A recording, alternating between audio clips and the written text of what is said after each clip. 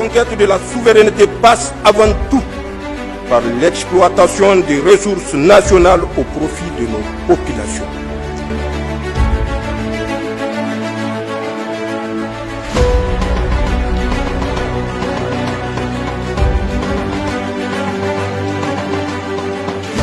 Merci de nous accorder cet entretien exclusif qui sera, si vous le permettez bien, essentiellement consacré à la question sécuritaire. C'est la suite au constat d'un certain nombre de déclarations et d'agissements allant dans le sens d'une tension sécuritaire réelle ou sournoisement entretenue dans une logique de chaos programmé au Niger et dans notre espace AES par des puissances occidentales, comme nous le savons désormais tous, sponsors du terrorisme au Sahel et en lien avec certains gouvernements africains à leur solde.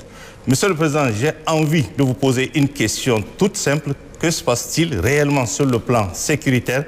Parce que les Nigériens ont eu l'impression, dans un premier temps en tout cas, que les aspects géopolitiques liés à la sécurité ont largement évolué en faveur de notre pays et de notre confédération AES. Il ne restait plus que les aspects opérationnels sur le terrain qui sont d'ailleurs pris en charge par nos FDS et les armées de l'AES en général.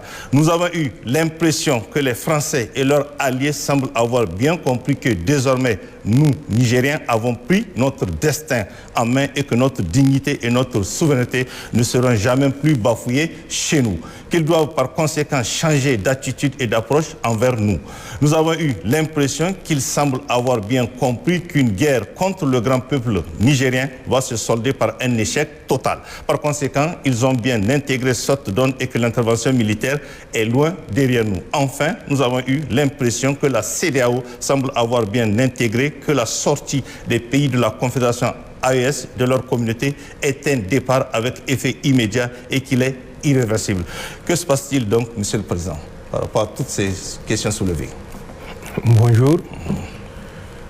Merci de l'opportunité, une fois de plus, à nous offerte pour nous adresser au peuple nigérien et de façon plus globale au peuple de la Confédération. Ayons d'abord une pensée particulière envers nos forces de défense et de sécurité qui consentent le sacrifice ultime pour garder notre pays libéré, notre pays indépendant désormais. Soyons compatissants envers nos frères civils, victimes également du terrorisme au même titre que nos forces de défense et de sécurité. Rendons grâce à Allah subhanahu wa ta'ala qui a su conserver le peuple nigérien et répandre sa rahama sur l'ensemble de notre pays. Vous l'avez dit, on a l'impression, on a le sentiment, c'est tout à fait juste. C'est juste puisque le Niger a osé, pour la première fois, depuis le 26 juillet 2023, dire qu'il assume pleinement la sécurité de son territoire. Malheureusement, l'adversaire que nous avons en face, ce n'est pas le terrorisme, c'est surtout la France. La France, habituée à disposer de tout au Niger. La France, habituée à disposer des ressources humaines et naturelles au Niger à sa guise, à travers des accords que nous savons tous, les conditions dans lesquelles nos dirigeants passés étaient contraints de les signer. Mais l'Occident, malheureusement, continue à regarder le Niger et au-delà du Niger, l'Afrique entière sous le prisme de 1800 à 1960 pour certains, pour d'autres un peu plus tôt, 1958, 48. Ce prisme, c'est un prisme de mépris. de non-droit, où la puissance coloniale pense qu'elle a un droit de vie ou de mort sur le peuple colonisé. Le Niger a passé par plusieurs étapes, notamment avec la mission que nous appelons de reconnaissance en termes militaires, que les autres appellent naïvement des explorateurs, des ethnologues, de ceci, de cela. Et ça a commencé par Mango Park en 1805, qui traverse le Niger et qui va trouver la mort, si vous vous rappelez, à Boussa en février 1806. Après lui, c'est des Anglais, notamment un certain Denham et Clapperton, qui vont traverser notre territoire en 1822. On arrive en 1850 avec Henri Barth en 1850 qui va quitter Tripoli et arriver à Agadez précisément le 1er octobre. Il restera à Agadez jusqu'au 30 octobre avant de repartir. Après, ce sont d'autres missionnaires, notamment, vous vous rappelez, la fameuse place Monteuil. Mais avant Monteuil, il y avait Decoeur, il y avait Beau, il y avait un autre qu'on appelle Vergos, il y avait Touté, il y avait Hurst. Tous ceux-ci sont des envoyés précurseurs. Ils ont répertorié les peuples africains, ils ont répertorié nos coutumes et à travers ça, ils ont construit un cahier de route qui va servir de base à la colonisation de l'Afrique, en tout cas pour ce qui concerne le Niger, avec la tristement célèbre colonne Voulé-Chanoine en 1898 et qui fera entre Dogondoussi et Kouani, retenez bien, plus de 12 000 morts. Capitaine Paul Voulé et son médecin infirmier, je ne sais plus, Chanoine. C'est ça. Plus de 12 000 morts entre Dogondoussi et Kouani. Des femmes et des enfants pendus, courts, vivants, et pendus de sorte à rester en vie au moment où ils se faisaient dévorer par des hyènes. C'est ce que nous avons connu ici au Niger. Et c'est le prisme sous lequel la France a continué à nous considérer jusqu'au 25 juillet 2023. Je dis bien le 25 juillet parce que à partir du 26 juillet, les choses vont changer. Pour la France, avant le 26 juillet, aucun Nigérien n'a de droit. La nation nigérienne, c'est une république, il faut le dire, considérée comme une république bananière qui ne mérite autre chose que le mépris, où les ressources, puisque nous sommes des bananes, nous ne connaissons pas l'intérêt ni l'importance économique de nos ressources, où notre uranium était considéré avoir moins de valeur que de l'argile. Vous vous rappelez l'argile, où notre uranium rapportait à notre PIB moins de devises que le violet de Galmi. C'est cette situation à laquelle nous avons dit stop qui a créé, je ne dirais pas le mot parce qu'aucun mot ne sera aussi fort pour qualifier la réaction de Macron et de ses sbires français et nigériens, bien sûr, où on nous a prédit le ciel qui tombera sur notre tête, où on nous a prédit un pays qui va s'effondrer en moins de 2 semaines, où on nous a prédit un pays qui, s'il tient tout au plus, c'est 1 mois, où on nous a prédit un pays qui ne peut survivre sans l'aide humanitaire, sans la bienveillance de la France. C'est ce que nous avons démenti et malheureusement, nous sommes au regret de constater que la logique suivie par la France est accompagnée par les autres pays de l'Union européenne qui ne prennent pas de distance pour analyser les faits et rétablir la justice. Mais nous sommes déterminés et c'est en ce sens que notre armée, nos forces de défense et de sécurité monteront en puissance pour prouver que notre sécurité est de notre responsabilité. Et cette responsabilité, c'est un devoir envers le peuple nigérien et nous l'assumerons en toute responsabilité. D'accord. Voilà ce que je peux dire par rapport à cette première partie. La deuxième partie, effectivement, c'est toujours les événements du 26 juillet qui ont soulevé beaucoup de vagues, mais nous savons où partait notre pays et nous savons que si nous restons les bras croisés, notre pays n'existera plus. Et c'est pourquoi les forces de défense et de sécurité, pour la première fois, en toute responsabilité, ont décidé de s'assumer et de dire que c'est le sang des Nigériens qui sera versé pour le Niger. Aucun Français, même un simple écoulement de la rine, n'a perdu sa vie pendant les 12 ou 13 ans qu'ils ont passés au Niger. Même un seul vélo de l'armée française n'a sauté sur un engin explosif improvisé. Mais comment saurait-il en être autrement, puisque c'est eux-mêmes qui les enterrent avec leur suppôt. Donc nous sommes conscients de ça et nous sommes conscients de nos responsabilités.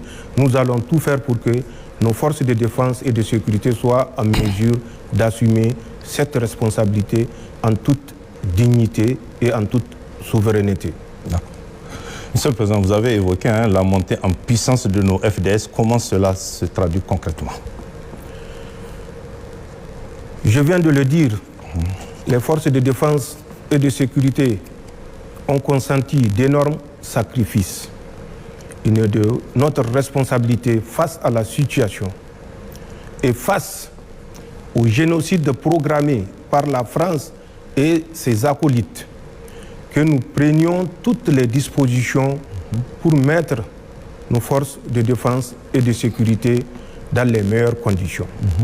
Mais pour mettre ces forces dans les meilleures conditions, il faut en disposer. Et c'est pour ça, la première étape a consisté à mobiliser, recruter intensément dans les rangs des forces de défense et de sécurité. En un an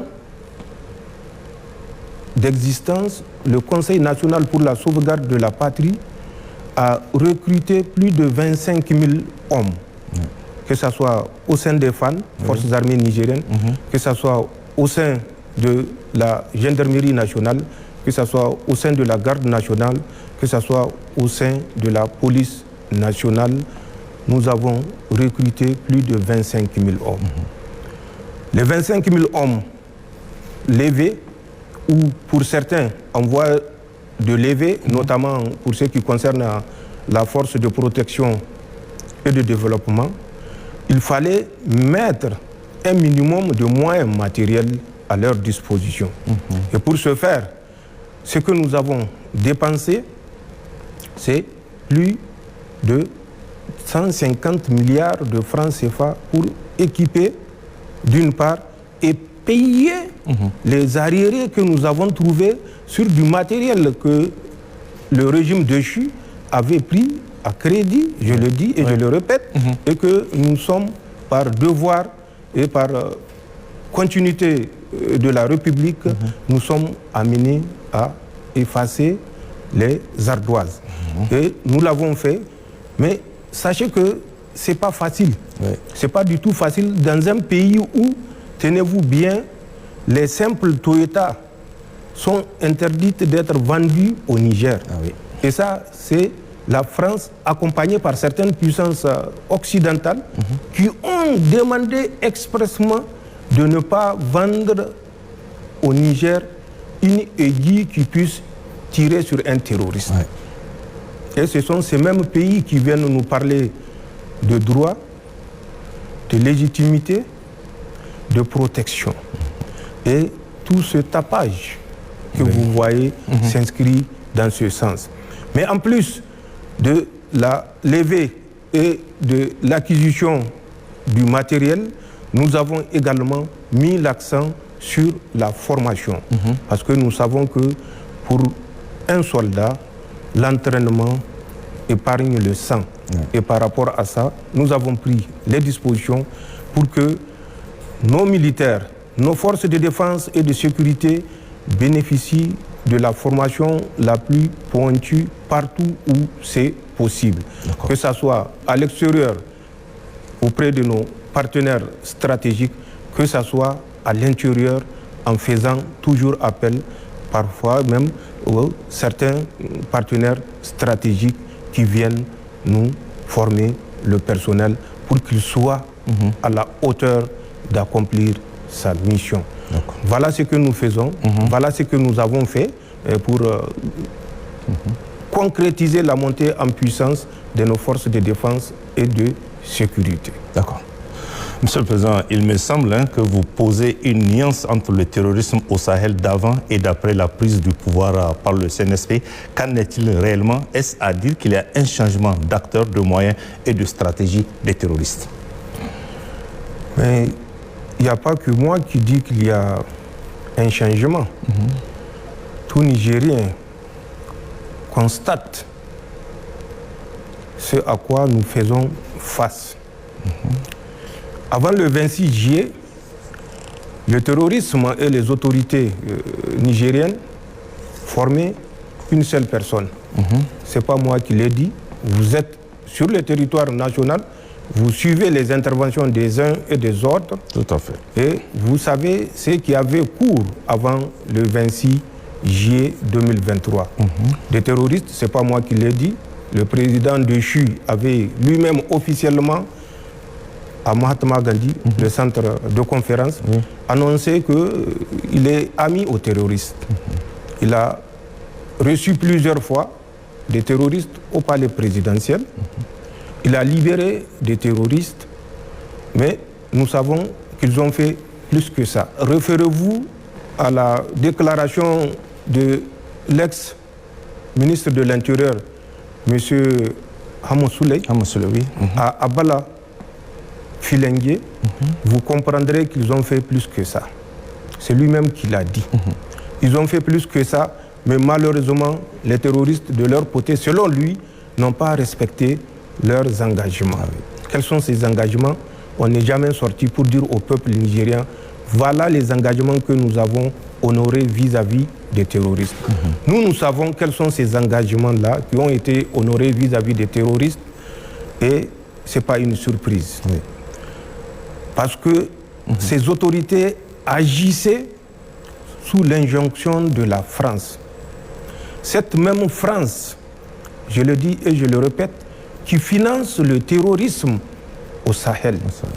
Cette même France, tenez-vous bien, qui aujourd'hui, à l'heure où je vous parle, a déversé plusieurs milliards de francs CFA dans le lit du lac Tchad, entre les mains de Boko Haram, El Bakoura, de l'État islamique dans les provinces de l'Afrique de l'Ouest, aux ordres d'un certain Abou Moussa al-Barnawi, au niveau de Sokoto, au Nigeria, de Sokoto, Zamfara, Kebbi, à l'intérieur du Bénin et dans la région de Tamou, Torodi et un peu plus loin.